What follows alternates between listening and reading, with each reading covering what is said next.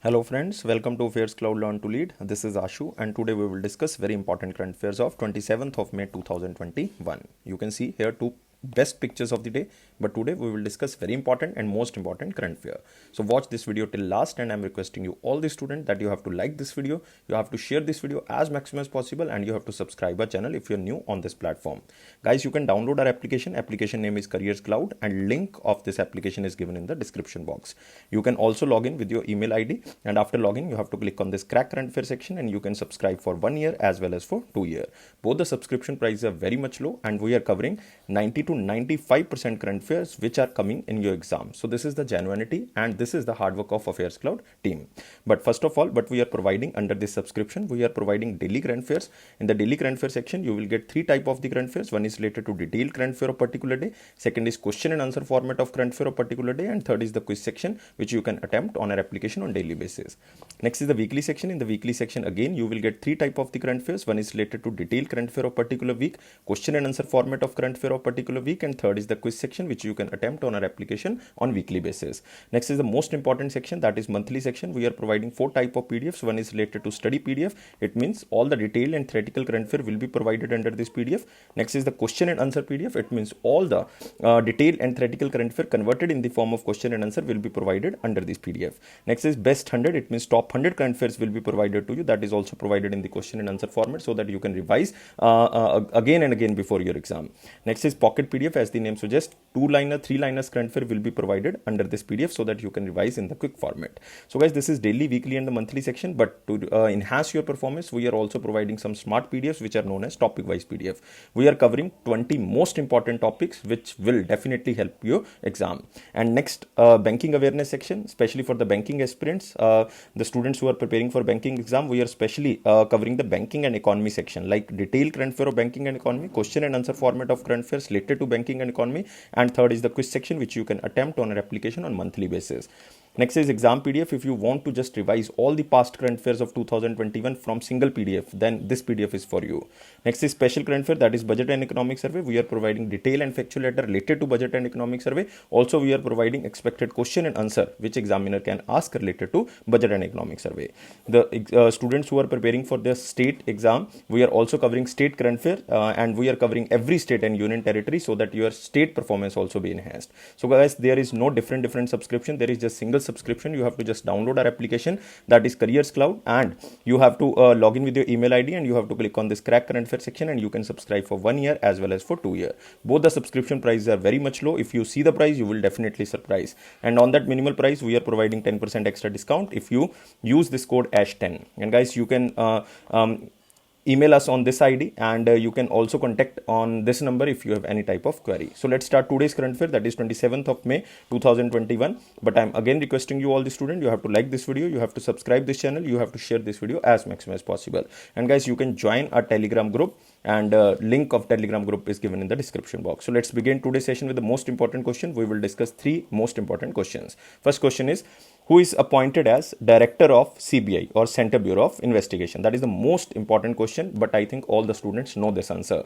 Answer of this question is very simple, Subodh Kumar Jaiswal. So remember guys, most important question, because CBI director was recently in news, and who is appointed? It is Subodh Kumar Jaiswal, and he is appointed for the time period of 2 years. Remember, 2 years. And guys, remember, he was also you can say the IPS officer of 1985 batch, and he was of Maharashtra cadre and has served as the Director General of Police Maharashtra. He has also served as the Mumbai Police Chief between 2018 to 2019. You can see the picture of Subodh Kumar, and this is Subodh Kumar, and appointed as CBI director for the time period of 2 years. You have to remember, he is appointed for the 2 years, and he has been serving as the Director General of the Central Industrial Security Force, or you can say CISF, and he was recommended by the post by the 3-member selection committee led by the Prime Minister Modi. And who was in the 3 members high level selection committee? It was, one is the Prime Minister Modi, second is the leader of opposition, and leader of opposition in the Lok Sabha is Adhir Ranjan, and third is the Chief Justice of India, that is NV Ramana. So you have to remember this. You can see here all the things, but remember all the things which I told you. Now we can move to second question. Who was awarded with the Europe's Golden Shoe? That is again very important question, and we are covering under the most important. Answer is very simple. Answer is Robert Lewandowski. So C is the answer. And he belongs to which country? He belongs to Poland. So remember the name of the country. And guys, also remember he recently won Best FIFA's Men Player 2020. Best FIFA Men's Player 2020, because Best FIFA Women Player was won by Lucy Bronze. Lucy Bronze. We covered this question so many times, and we covered this in most important section. And Lucy Bronze belongs to England, and she was elected as the best FIFA Women Player 2020. And Robert Lewandowski, now two awards you have to remember about this name. He belongs to Poland, and he won Europe Golden Shoe Award, and also he was elected as the best FIFA's Men Player of 2020. You can see here the picture of Robert Lewandowski win Europe Golden Shoe Award, and Robert Lewandowski was awarded with Europe Golden Shoe as he finished as the top scorer in the Europe leading domestic leagues. He basically scored a record-breaking 41 goals. 41 goals.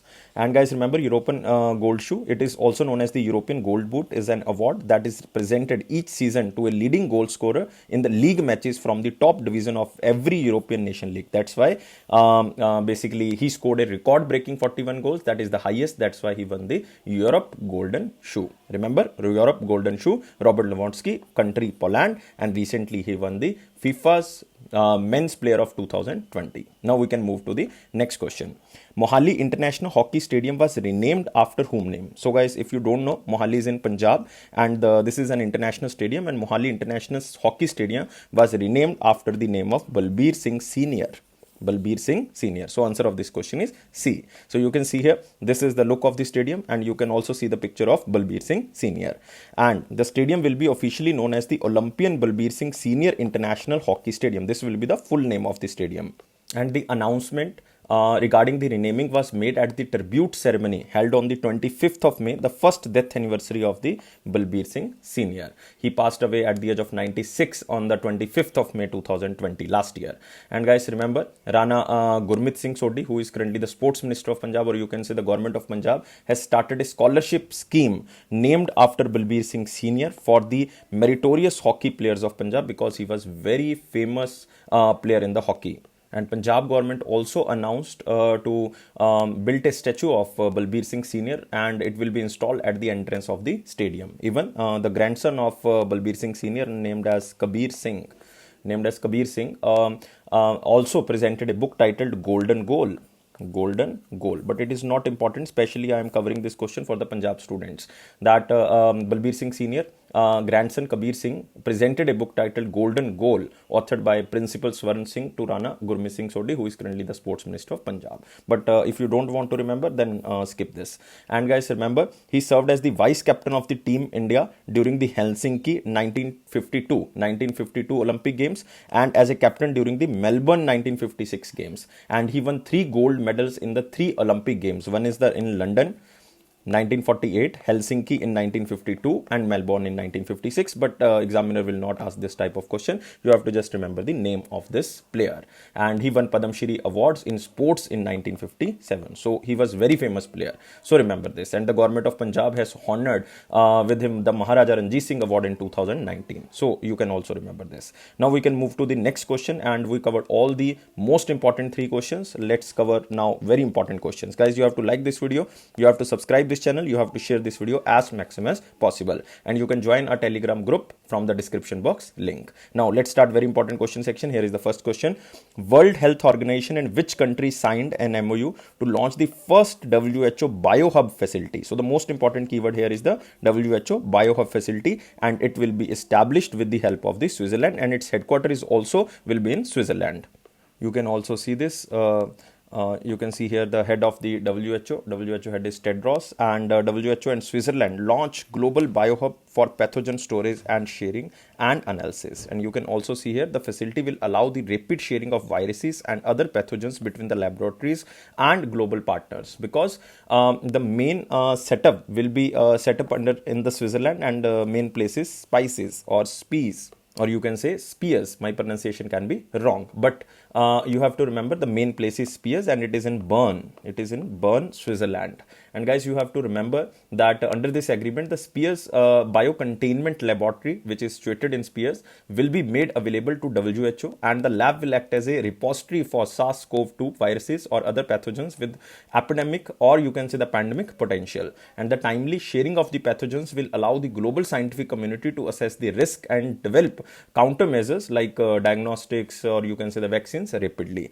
So you have to remember this. And member state will share biological materials with the biohub under the pre-agreed conditions, because at present pathogens sharing is done bilaterally between the countries and on a temporary basis. Now after this establishment of this laboratory in Spiers biocontainment laboratory, this will made available to WHO, and the lab will act as a repository of the source SARS-CoV-2 viruses or the other type of the pathogens with epidemic or the pandemic potential. So guys, remember the process currently is a manual process, or you can say the bilaterally agreement between the two countries, and it is on the temporary basis. So this process is often slow and leaves many countries without access to benefits and the tools. So the facility will serve as the center for safe recipient, sequencing, storage and preparation of the biological material for distribution to other labs. So but the member states will have to join this biohub under the pre-agreed conditions. So remember about WHO, World Health Organization is important for you. Director General is Tedros, headquarters is in Geneva.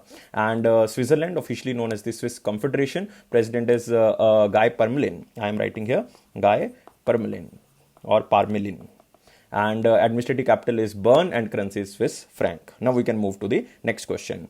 Which bank digitized onboarding of credit card customers by implementing TransUnion's onboarding solution? So the most important thing that this bank is currently onboarding all the customers who want to credit cards, and this bank is, guys, Yes Bank. So answer of this question is C.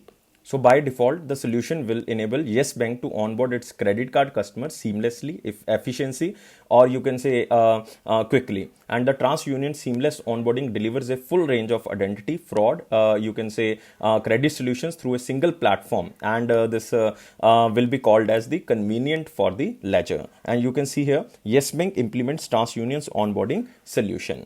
And guys, you can also see here the solution will enable Yes Bank to onboard its credit card customers seamlessly, efficiently and quickly. And the main advantage of this process of digitalization is fewer customers information fields to input, no physical work, comparatively lesser time required for completing the credit cards application. So this will be the main advantage of this onboarding process of the credit card customers, and it helps both the lenders and the consumers experience a quicker and the easier digital onboarding process. So the most important advantage is no physical work is there. So it is a consumer friendly design and also a seamless and enhanced consumer or the customer journey. So guys, remember recent related news about the Yes Bank. MobiSuffer partnered with the Yes Bank and the National Payment Corporation of India to MobiSuffer virtual RuPay prepaid card. So it means they launched one prepaid card that is known as MobiSuffer virtual prepaid card, and this is launched by with the help of Yes Bank and National Payment Corporation of India. Always remember about National Payment Corporation of India head is Dilip Asbe.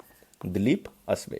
And guys, remember Yes Bank recently executed its first secured overnight financing rate, that is known as SOFR, linked rate borrowing transaction from an American lender, Wells Fargo Bank. Wells Fargo Bank. You can also remember we covered this question. And remember about Yes Bank. Yes Bank was established in year of 2004. Its headquarters is in Mumbai, Maharashtra. Managing director is Prashant Kumar. And tagline is experience or expertise. So remember all things. Yes Bank established 2004, headquarter Mumbai, and MD and CEO is Prashant Kumar, and tagline is experience or expertise. Now moving to next question. What is the name of ICICI's digital wallet which became the first one in the industry to link e-wallet with the UPI network? Earlier, we are basically linking the saving accounts with the UPI. Now we are linking the e-wallet with the UPI. And it is the first time that ICICI digital wallet and it is linked with the UPI network. So you have to tell me what is the name of this ICICI digital wallet. And this name is Pocket. So answer of this question is D.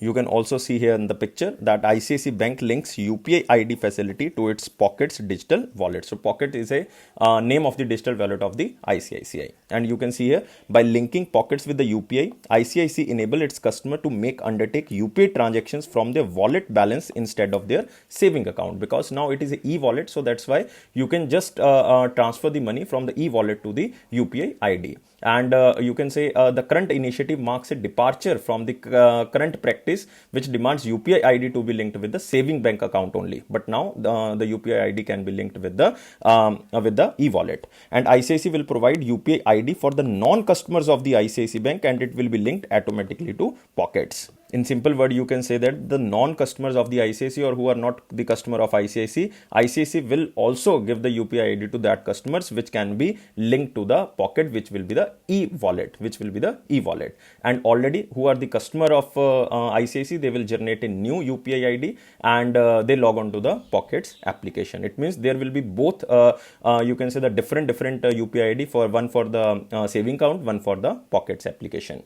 And the initiative expand the users of the UPI to those who do not have saving account. And ICICI Pocket is a e-wallet of ICICI Bank powered by Visa, and it is the first application that uses the near field communication technology to make payments at the point of sale machine. So it will definitely enhance the contactless payment in India. So you have to remember this. And recent related news, like ICICI Bank and Axis Bank have tied up to launch a new umbrella entity for retail payments along with global e-commerce major Amazon cards, and remember it is with the help of the Visa. So ICICI and Axis with the Amazon and Visa. So you have to remember this. Now we can move to the next question, but you have to remember about ICICI. ICICI basically established in 1995, and headquarters is in Mumbai, and its MD and CEO is Sandeep Bakshi. Its tagline is Hum Hai Na Khayal Aapka. Hum Hai Na Khayal Aapka. Now we can move to next question. What is the name of world's largest iceberg who breaks off from the West Antarctica? So the most important thing under this question, this is the world largest iceberg, because this is almost 70 times the size of Manhattan, which broke off from the Antarctica and creating the world largest iceberg. And name of this iceberg, or you can say the number of this iceberg, is A76. So you have to remember the number of iceberg A76, but this iceberg is also known as oblong iceberg. So you can also remember the name, you can also remember the number designated to this iceberg, oblong iceberg, and it is now floating into the Weddell Sea. And you can see here, this is the picture actually generated by, you can say, one of the organization of England, that is known as British Antarctic Survey Organization. And this picture is generated by this observatory. And this is a Ronne ice shelf. Earlier, this 76 iceberg, A76 iceberg, was also attached with the Ronne ice shelf. But now you can see here, there is a crack between the two, and it become a iceberg. And its total area is 4320 square kilometer, and it is the largest iceberg all over world. So you have to remember the area is 4320 square kilometer, and this is Weddell Sea. And guys, you can see here, it measures around 170 kilometer long and 25 kilometer wide. It means you can see here the total length is 170 kilometer and its width is almost 25 kilometer, and its area will become 4320 square kilometer. And the iceberg was spotted by British Antarctic Survey Organization. And friends, you can also see here, Ronne ice shelf is basically, you can say, floats over the ocean. So even if the iceberg were to melt away completely, it would not make a difference to the sea level, just like an ice cube does not change the water level in a glass. So still, depending on where it goes, the iceberg could prove a nuisance. But otherwise, before it break up, the A68 iceberg was on course to cut off a vital access route to the penguin colony in the south. But you have to remember, it was a part of Ronne ice shelf. Examiner can ask this type of the question, especially in the UPSC, that this iceberg was part of which ice shelf, that is Ronne ice shelf.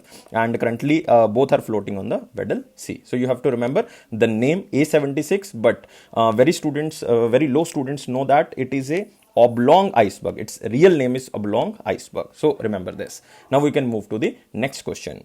Recently, Ram Lakshmanji passed away. He was very famous. So guys, remember the name Ram Lakshmanji. He was very famous music composer. So remember, answer of this question is D. And you have to remember the real name of this person. Real name is Vijay Patil. So examiner can confuse from the name of Vijay Patil. So you have to remember. And you can see here, his real name was Vijay Patil. He was known for his work in the films like Hum Aapke Hain Kaun or Maine Pyar Kiya. That are the world famous movies, and still the persons are watching these type of the movies, Hum Aapke Hain Kaun and Maine Pyar Kiya. And even his biggest hit came in the collaboration with the Rajshri Productions, which is very big, you can say, the production in the music industry. And he gave music for more than 200 films, 200 film guys in Hindi, Bhojpuri and the Marathi languages. And Vijay Patil and his friend Surinder formed the duo which is known as Ram Lakshman. It means this is a combination of the two persons like Vijay Patil and Surinder, and this is known as Ram Lakshman, in which Patil was known as Lakshman.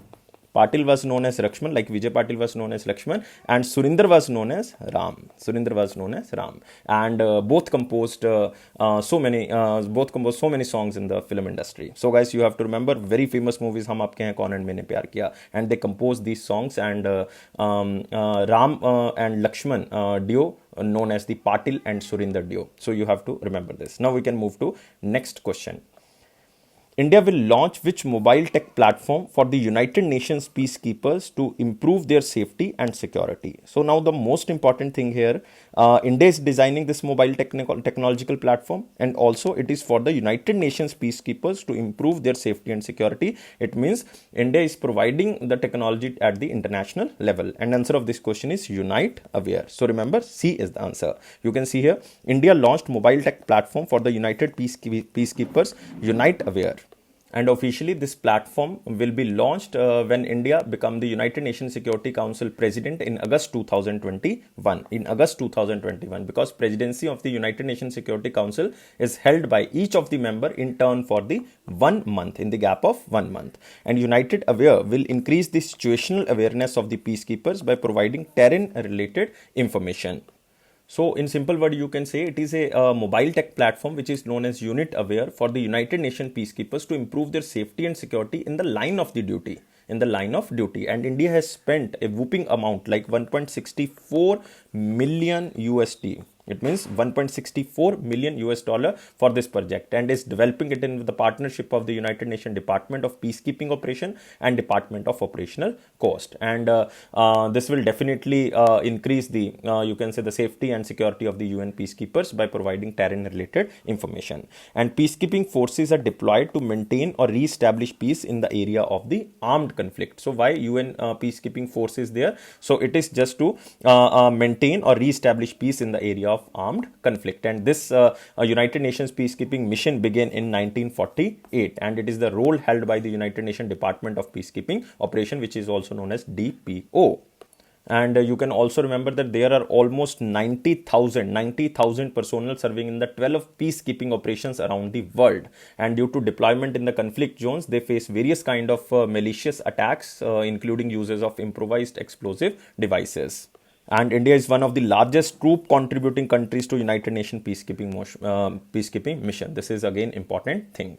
And guys, you can also remember very important thing about the United Nations in 2021 and 2022. Why? Because permanent representative of India to United Nations, that is T.S. Trimurti, stated that India will head 3 important committees in the United Nations Security Council in 2022. One is Counter-Terrorism Committee. Second is Taliban Sanctions Committee, which is also known as the 1988 Sanctions Committee. And third is the Libya Sanctions Committee. So Taliban, Libya and counter-terrorism. These 3 committees will be headed by India in 2022. So you have to remember. And United Nations Department for Peacekeeping Operation headed in United States of America. And remember about United Nations Security Council, headquarters is in New York, United States of America. And Security Council President for May 2021 is China, but in August 2021 it will be India, and established in 1945. Now we can move to next question.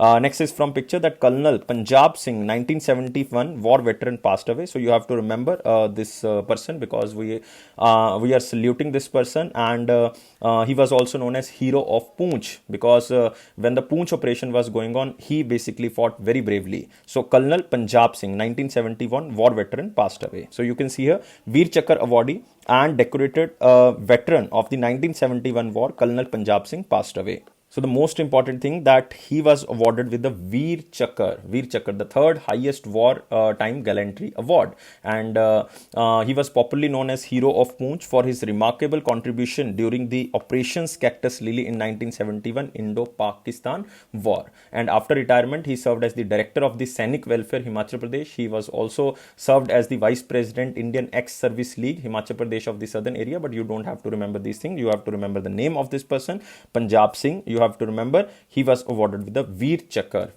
and he was also known as Hero of Poonch. This is important. I will ask this question in the one-liner. So remember this. Now we can move to the next question. Again, it is from picture and it is not a question. Basically, it is information for you that Department of Atomic Energy to build India's first reactor on PPP model. It means public-private partnership model. It means one company will be from government side and one company will be from the private side. So both the companies will make this reactor. And guys, you can see here the facility complex will be one of the largest single facilities for production or processing of the isotopes in the world in terms of the volume. And the main objective behind the construction of this radioisotope reactor is to make treatment for cancer and other diseases affordable, and it will provide help in the farm sector for the food preservation and make India self-reliant in the production of the key radioisotopes.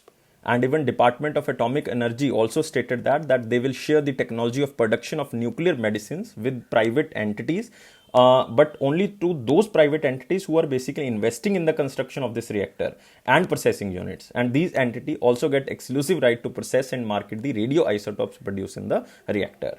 And guys, remember, radioisotopes are the unstable form of an element that emit radiation to transform into a more stable form. That is the radioisotopes. And this reactor, I already covered this point, that one will be the public entity, one will be the private entity, and private entity will be the Bhabha Atomic Research Center, and the public entity is the Nuclear Power Corporation of India, which is also a subsidiary of the Department of Atomic Energy. And Department of Atomic Energy basically comes under the control of Prime Minister Office, and Prime Minister Narendra Modi holds the portfolio of the Department of Atomic Energy. And Modi ji is currently the member of Lok Sabha, Varanasi constituency, Uttar Pradesh, and Minister of State is Dr. Jitendra Singh. But you have to remember, Bhabha Atomic Research Center is here. Its headquarters is in Mumbai, Maharashtra, and director is Dr. Ajit Kumar Mohanty. So you can also remember this. Now we can move to the next question. Guys, all the very important questions are now covered. Now we are moving to the important question. You have to like this video, you have to share this video, you have to subscribe this channel if you're new on this platform, and you can join our Telegram group from the description box link. So let's begin with the important question section, and there is one question in the important section. Who will be the chairman of 12-member expert committee on investment funds created by International Financial Service Centers Authority? So guys, you have to remember, where is the headquarter of this International Financial Service Center Authority? Its headquarters is in Gandhinagar. Its chairman is Injeti Srinivas. So this is the most important thing you are covering here. The headquarters is in Gandhinagar. First chairman and even currently chairman is Injeti Srinivas. And head of this committee will be Nilesh Shah, and it is a 12-member committee. So the main aim is to develop a comprehensive and consistent regulatory framework for investment funds based on the global best practices, with a special focus on ease of doing business. And the committee has to review and recommend International Financial Service Center Authority a long-term vision for the operation of the investment funds in International Financial Service Center. But the most important thing under this question is International Financial Service Center Authority. It is a unified authority for the development and regulation of financial products, financial services, and financial institutions in the International Financial Service Center in India. So it is the first International Financial Service Center formed in India, which is headquartered in Gandhinagar, Gujarat. Its chairperson is Injeti Srinivas. So remember this, guys. Both the things are important. Nilesh Shah is also important, and the organization is also important. You can also see the picture here. IFSCA constitute expert panel to suggest ways for promoting investment funds in the International Financial Service Center, headed by the Nilesh Shah. So you can just read this news. You have to just remember the name of the Nilesh Shah. But you can also remember the other options here. This is again very important. Ajay Malhotra. He was recently appointed as chairperson of United Nations Advisory Committee on Human Rights Council. United Nations Advisory Committee of the Human Rights Council. It is Ajay Malhotra who was elected as the chairperson of this organization. Next is T.P. Rajendran. Again, very important appointment because we covered this question so many times. So it is now very convenient to all the students that T.P. Rajendran appointed as head of expert committee which will review the objection of the industry to proposed ban on 27 pesticides which are harmful to the animals and humans. They didn't submit the report yet, but they will submit very soon. Next is H.K. Mittal, again very famous name, and H.K. Mittal was recently appointed as the head of the committee set up by the Government of India to execute and monitor the Startup India Seed Fund Scheme. Startup India Seed Fund Scheme, which was recently started by the Government of India. So you can remember all the options, which are basically some type of the committees. So now we are moving to the one-liner important points, and here is the first point. A book titled 7 Lessons from the Everest Expeditions Learning from Life and Business by Aditya Gupta. So book is not so much important, author is not so much famous, so that's why we are covering under the one-liner important point. So you have to just read the name of the book, like 7 Lessons from the Everest. So it is a coffee table book with 350 stunning images spread over the 250 pages. And remember, it narrates the author's experience of scaling Mount Everest at the age of 50 in 2019 and shares the virtues of preparation, passion, perseverance, or mental toughness and the resilience. And guys, the main objective of this book is to raise 1 crore rupees for the COVID-19 relief from its sales. And all the proceeds of the book will be given to NGO Child Rights and You. It is basically NGO named as CRY. So now moving to next question. It is Vesak Day or Buddha Purnima celebrated on 26th of May. So guys, you have to remember with the name of Buddha, it is Buddha Purnima, which was celebrated on the 26th of May. And it is annually celebrated across the globe on the full moon day of the Hindu month Vaishak. And the day is also known as the Triple Blessings. Triple Blessings because it marks the birth, enlightenment and Mahaparinirvana of Buddha, and the day is also celebrated based on the Asian lunisolar calendar, and the Vesak Day Buddha Purnima 2021 falls on the 26th of May 2021, and it is the 2583rd birth anniversary of Buddha. And the day is observed in various countries in which Buddhism is currently observed, like India, Sri Lanka, Myanmar, Cambodia, Java, Indonesia, Mongolia. So these countries where Buddhism is now spreaded. Next is Germany footballer Sami Khedira announced retirement, or Khedira. So you have to just remember the name, Sami Khedira. Just remember the name, just remember the country. Next, HDFC Limited sold 3.08% stake of R Infra for 43.91 crore. So it was HDFC. So guys, remember, HDFC recently raised up almost 7,000 crore by issuing funds. And after that, they basically sold their 3.08% in the R Infra, or you can say the Reliance Infrastructure. Earlier in the month of May, like starting of the May, they also sold 2.01%. Now they sold 3.08%. So almost in the month of May, they sold 5% of their share in the Reliance Infrastructure. So guys, remember this, HDFC Housing Development Finance Corporation. We are not talking about the HDFC Bank. We are talking about the organization, Housing Development Finance Corporation. It was established in 1977. Its headquarters is in Mumbai, and its CEO is Mr. KKM Mistry, or Mr. Mistry, you can also remember. Next, PNB and PNB Housing Bank enters a new brand agreement. So this is a new type of the thing that you are listening here. Punjab National Bank and Punjab National Bank Housing Company made a fresh brand agreement to provide PNB with the right to withdraw its brand name from the PNB Housing, and currently PNB is holding 33% in the PNB Housing. So you have to just read this news. So nothing important in the one-liner important points, you have to just read these points. Now we can move to the question of the day. What was the question of 26th of May 2021? Question was very simple. Which of these is a quantitative instrument of monetary policy? We are talking about quantitative instruments like repo rate, CRR, SLR, reverse repo rate, even base rate, you can say bank rate. These are basically marginal standing facility. These are basically the quantitative instrument of the monetary policy. By increasing or decreasing, we can control the, or you can say RBI can control the money flow in the market. So RBI can observe the money, RBI can you can say increase the money in the market using these quantitative instruments. So it means answer of this question is all of these. And guys, remember, monetary policy comes under the RBI. RBI, or you can say the Monetary Policy Committee. Now we can move to the next question. It is the question of the day. Very simple question, but most important question. Till when the RBI served as the Central Bank of Pakistan?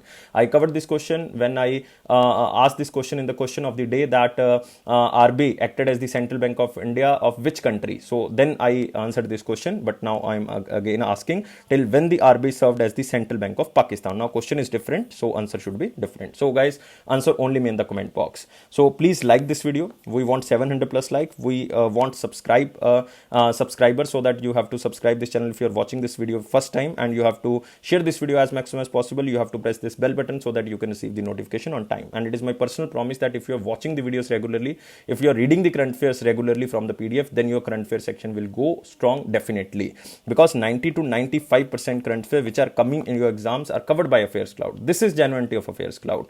And guys, you can subscribe our current affairs from the application, and application downloading link is given in the description box, and you can subscribe for 1 year as well as for 2 years. Price is very much low. If you see the price, you will definitely surprise, and you can use this code ASH10 to get extra 10% discount. And guys, don't take life so much serious. Life is fun. We reduce today video time so that it will be very convenient to you to watch the video, and we reduce this time. And please comment if you like this video, and if you don't like this video, if you want the regular time period of the 45 minutes or the 50 minutes. So we reduce somehow and manage, but we didn't compromise with the quality. So guys, thank you so much for watching this video, and don't take life so much serious. Always be happy. Thank you so much. Bye bye.